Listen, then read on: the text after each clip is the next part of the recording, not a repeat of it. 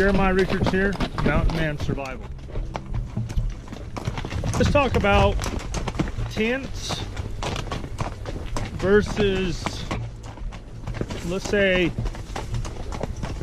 survival shelters or lean-tos. I'd say more of a lean-to, something that you can construct with, let's say, a tarp or lodged pole pines like what's around me and cover the back.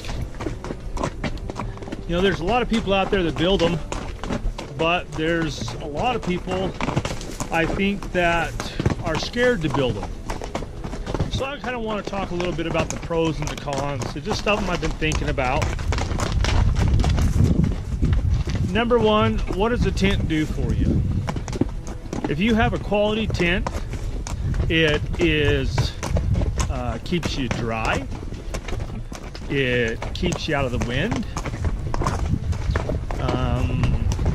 I think the number one thing that it does for people is gives them a false sense of security from the wilderness, from animals, from just about everything. You climb inside that tent, you put the zipper down, and it's almost like you're in your house. You know, you're safe.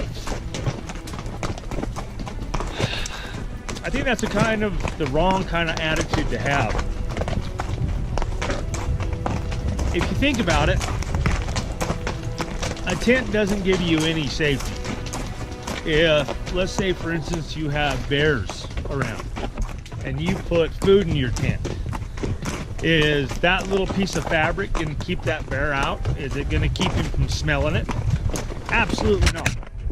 It's not going to take care of predators. It's not going to take care of varmints. You know, you got your squirrels, you have mice, you have all these other animals that would also get into it. You know, all it really does is gives you a very fast, very easy way to put up a temporary shelter. My experience from tents, unless you have a heater, they're cold. Is it wise to put a heater in a tent? If your tent's not ventilated, I would say no. There are nice wall tents that you can get that you can put fireplaces in, a wood burning stove. Then you have heat. But that's different than a propane heater. The wood burning stove, all the carbon monoxide, the soot, the smoke, it all goes up a chimney. In your propane heaters, it's all right there inside the tent. So why do we stay in it? I don't know. This last week, I've been up in the UNS for a week with some friends. Two of the guys slept in tents. I built myself a lean-to, put a hammock up, and had a nice little fire out in front. In the morning time, when I was waking up, I have a thermometer that I take with me, and it was 34 degrees in the morning, and I was sleeping in my hammock, warm as can be, but I had a fire going. Not just a little round fire, I built what you'd call a trench fire. So my fire was about 3.5, 4 foot long, so that it radiated heat all the way through my lean-to. Another one of the guys that was with us, he was cold the first night, so he decided to throw his sleeping bag underneath my hammock so he could stay in my lean-to with me and stay warm.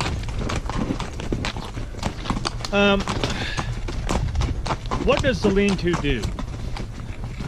If you build it in the right place, you know, it's not something that you just walk to a spot and just say, I'm building it right here.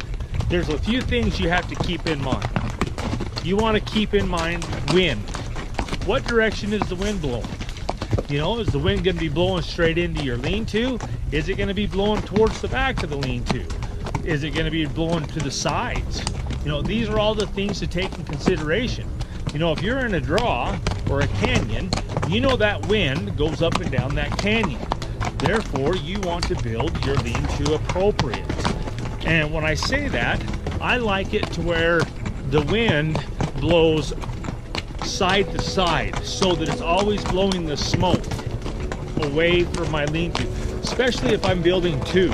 I'll put one on one side and one on the other, and then we'll share the fire. We'll take turns throwing wood on. If I'm by myself, I do my best to try to figure out which way the wind's gonna come, and I build appropriate. But I'd rather have the wind, if I can't get it to blow side to side, I'd rather have the wind hit the back of the lean-to, because then I can build it appropriate so that the lean-to breaks the wind and I have a shelter from the wind. Now, security purposes. Let's talk about that. So in the tent, you have that false sense of security. In a lean-to, when you're sleeping in a lean-to, and unless you've done this, you don't know what I'm talking about. You sleep in a lean-to in the middle of the forest in the night, it can be a little scary. Trust me, I woke up in the middle of the night and there were sounds I didn't know what they were, and I lay there and I think, what the heck is coming in or what's around me? You know, and you can't see it because it's dark. But the one thing that a lean-to has that your tent does not have in security, and I don't think this is a false security, is a fire. If you have a fire right out in front of your lean-to, and I'm talking when I'm in my hammock, that fire is probably about 3 to 4 feet, 4 feet maximum away from my hammock, because I don't want to have a bonfire to stay warm. I want there to be coals and just a little fire to keep me warm. But if I wake up in the middle of the night and I'm hearing noises around my camp, around my lean-to, I roll another log on the fire. I stoke it up. You know, animals, they tend to stay away from campfires, from fire in general. You know, and on top of that, that fire lights up my whole entire camp. It's like lighting a big lantern. It brightens everything up and I can see all around me. I can see everything. So it's something to consider. I recommend you go out and you try building one. Try putting one together and try sleeping in it. See what you think. One recommendation, if you do decide you want to get a hammock and sleep in a hammock, get a 2-person hammock for 1 person, because then you can turn sideways in it and you can lay pretty darn flat. I like to sleep on my side. Imagine sleeping on your side in a hammock. It's hard to be a banana on your side, but in a 2-person hammock, you can get pretty dang close to being flat. So there's my opinion on lean-tos versus tents. Give it a shot. Jeremiah Richards, Mountain Man Survival.